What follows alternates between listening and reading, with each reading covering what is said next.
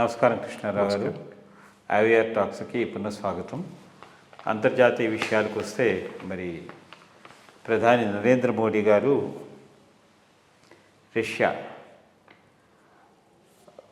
విజిట్కి వెళ్ళడం, అక్కడ ప్రెసిడెంట్ని కలవడం, వాళ్ళతో మరి రాజకీయ అంశాలు, తర్వాత మరి అక్కడ జరుగుతున్న ఈ ప్రపంచ శాంతికి తీసుకురావడానికి కావాల్సిన విషయాలంటూ కూడాను నొక్కి వక్కాణించడం జరిగింది. మరి ఈయన మోడీ గారి విజిట్ వలన అక్కడ యుద్ధం ఆగిపోతుందా, అట్లాగే ఈ మీటింగు మిగిలిన ప్రపంచ రాజ్యాలతో సత్సంబంధాల మీద ఏమైనా ప్రభావం చూపుతుందా, ఈ విషయాలు కాకుండా మిగిలిన విషయాలు ఏమైనా ఈ మోడీ గారు, అందులో ఆయనకేమో హయ్యెస్ట్ అవార్డు ఇచ్చారు, రష్యన్ సివిలియన్ అవార్డు కూడా ఇవ్వడం జరిగింది. సో నిజంగా అందరూ హర్షించదగాల్సిందే. ఎందుకంటే మోడీ గారు అక్కడ మన లోకల్ సాంస్కృతిక బృందంతో కలిసి ఉన్నప్పుడు చెప్పారు, ఇంకో 10 ఏళ్ల దాకా నేను చాలా చక్కగా ఇండియాని ముందుకు వెళ్ళగలను, తిరుగులేని నాయకుడి కిందే ఉంటానని కూడా ఆయన చెప్పడం జరిగింది.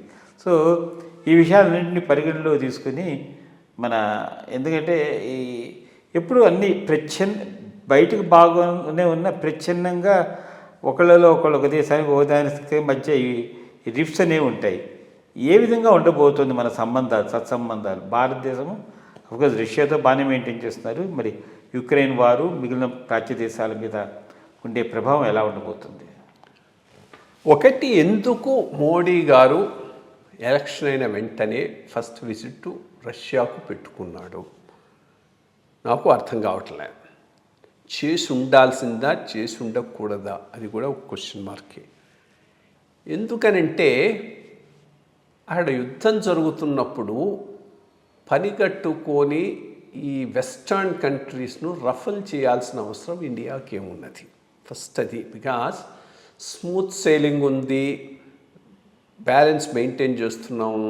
అమెరికా వాడు మన సైడు చూస్తున్నాడు, చైనాను కంటైన్ చేయడానికి మనం ఉపయోగపడతాం అనుకుంటున్నారు. అక్కడ ఆన్గోయింగ్ వార్ ఉన్నది, దానికి వెస్ట్ అగెనిస్ట్గా ఉంది. మరి అటువంటి పరిస్థితుల్లో ఇవాళ స్పెసిఫిక్గా చేసుకొని రష్యాకు పోవాల్సిన అవసరం ఏమొచ్చింది? మనకు తెలియని స్ట్రాటజిక్ ఇష్యూస్ ఏమైనా ఉన్నాయా? బికాస్ ఇవన్నీ అంత పబ్లిక్ కాకపోవచ్చు కదా, చూడాలి. As we go we will come to know. But ఒకటి మాత్రం నిజం, రష్యాతో ఉన్న సంబంధాన్ని మనం కొనసాగించుకోవాలి, independent of our relationship with the West. దాంట్లో ఏమీ డౌట్ లేదు. ఎప్పటికైనా రష్యా మనకు ఇప్పుడు ఇన్ని సంవత్సరాలుగా యునైటెడ్ నేషన్స్ సెక్యూరిటీ కౌన్సిల్లో మనల్ని ప్రతి రెజల్యూషన్లో ప్రొటెక్ట్ చేసిన వీటో రష్యన్ వీటోయే. అమెరికా అవి ఈరోజు ఫేర్ వెదర్ ఫ్రెండ్స్, ఈరోజు ఫ్రెండ్గా ఉండొచ్చు, రేపు ఉండకపోవచ్చు. సో అది ఉండబట్టి రష్యాను మెయింటైన్ చేసుకోవాలి, దాంట్లో ఏమీ డౌట్ లేదు. సో ఇది ఒక పెద్ద క్వశ్చన్ మార్కు. ఇది ఒకటి చూడాలి. దీని వెనక్కి ఏదైనా ఒక పెద్ద స్ట్రాటజీ ఉంటే లైక్ ఆల్రెడీ ఒక అండర్స్టాండింగ్కి వస్తున్నారా?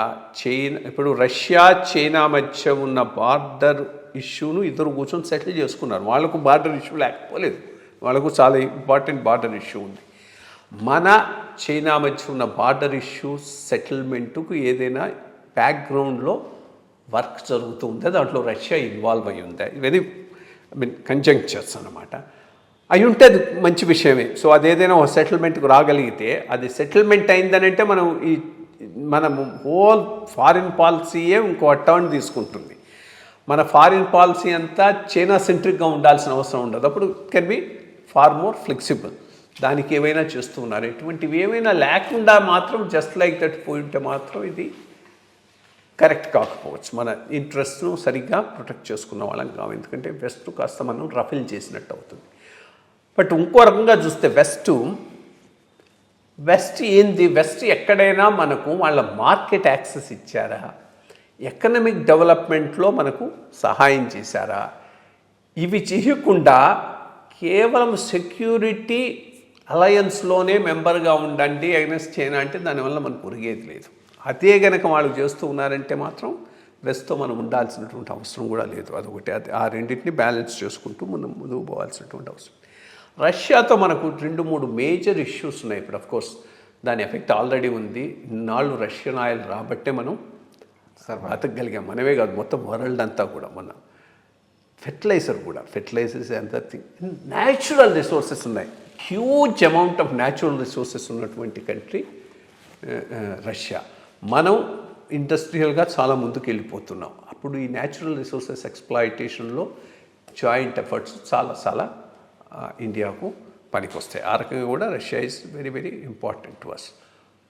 బట్ ఇవన్నీ చెప్పిన తర్వాత కూడా వెస్ట్ను మనం ఇగ్నోర్ చేయడానికి వీల్లేదు. ఎందుకంటే రియల్ టెక్నాలజికల్ లీడర్షిప్, ఇన్నోవేషను, కొత్తవి కనుక్కోవడం అంతా వెస్ట్లోనే ఉంది. అమెరికాలో ఉంది, యూరోప్లో ఉంది. అవి పెద్ద మార్కెట్లు కూడా. వాటి యాక్సెస్ కనుక దొరికిందని అంటే మన ఎకానమీ మీద చాలా ప్లస్ పడుతుంది.